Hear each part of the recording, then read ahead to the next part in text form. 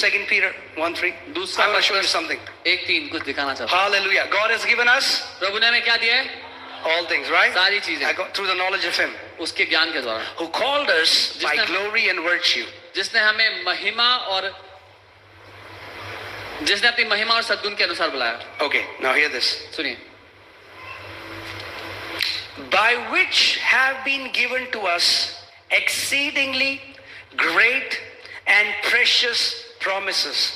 जिसके द्वारा उसने हमें बड़ी बहुमूल्य और बहुत ही बड़ी प्रतिज्ञाएं दी हैं।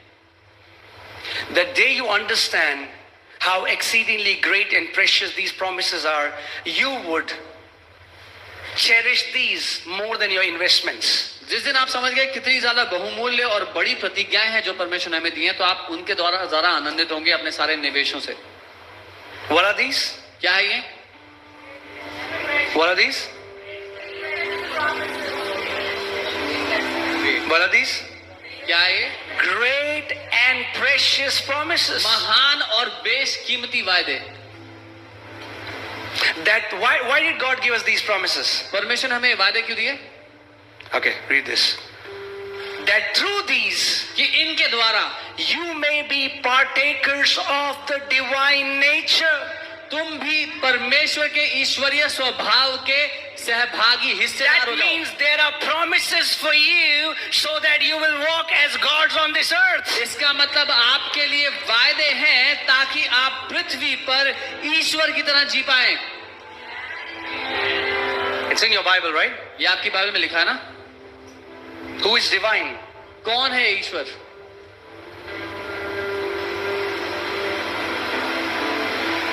No, divine would be alokik, Sam. Alokik. Who's divine? कौन अलौकिक है? God.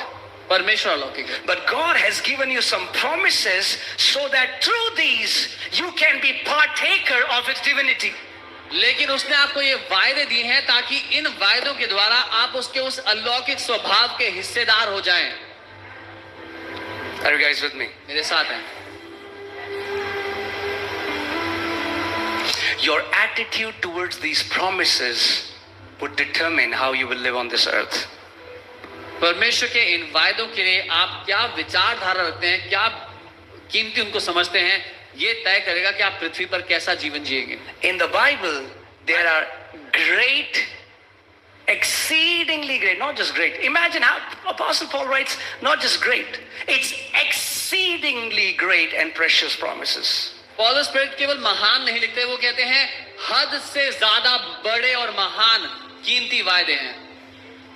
Man, if you would only knew what that means, केवल इसका मतलब आप जानते होते that this book has, God has promised you things which are exceedingly great and precious, and they are for you.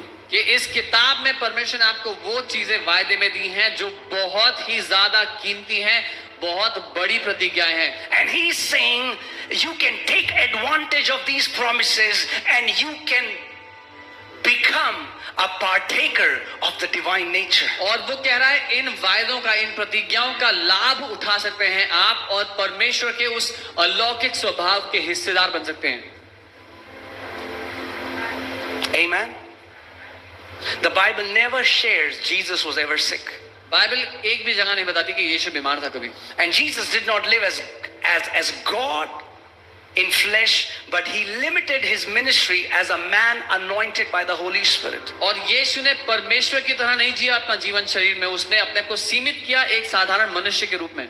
Acts 10:38 says how God anointed Jesus of Nazareth with Holy Ghost and with power, who went about doing good and healing all those who were oppressed by the devil, for God was with him. प्रेरितों के काम 10:38 में लिखा है कि कैसे परमेश्वर ने यीशु नासरी का अभिषेक किया पवित्र आत्मा और सामर्थ्य से कि वो अच्छे काम करता गया और उन सबको आजाद करता गया जो दुष्ट के द्वारा सताए गए थे। You know, I was hearing stories about this amazing man of God called David Oyedepo. परमेश्वर के एक अद्भुत जन है डेविड ओडिपो, उनकी मैं कहानियां सुन रहा था। Incredible man of God. He's one of my heroes. बहुत अद्भुत है, वो मेरे लिए हीरोज में से एक हैं। And my spiritual father, he had gone to meet him मेरे आत्मिक पिता उनसे मिलने गए थे And he was sharing to me that when he went there, he saw that there are dead birds all over his campus. They were dead birds. और वो बता रहे थे कि जब वो उनके वहां पहुंचे उनसे मिलने के लिए तो उनके कैंपस के बाद सब जगह पे मरे हुए पक्षी थे, बहुत सारे, हर जगह पे मरे हुए पक्षी थे। And they asked, what are these dead birds? Why are these dead birds all over? वो पूछने लगे क्यों यहाँ पे इतने पक्षी मरे हुए हैं, क्या है ये? And they told him that in Nigeria, these witch doctors would send these birds with curses. और उन्होंने बताया कि नाइजीरिया में कैसे जो तांत्रिक लोग हैं, जादू टोना करने वाले लोग हैं, वो पक्षियों को भेजते हैं श्राप के साथ।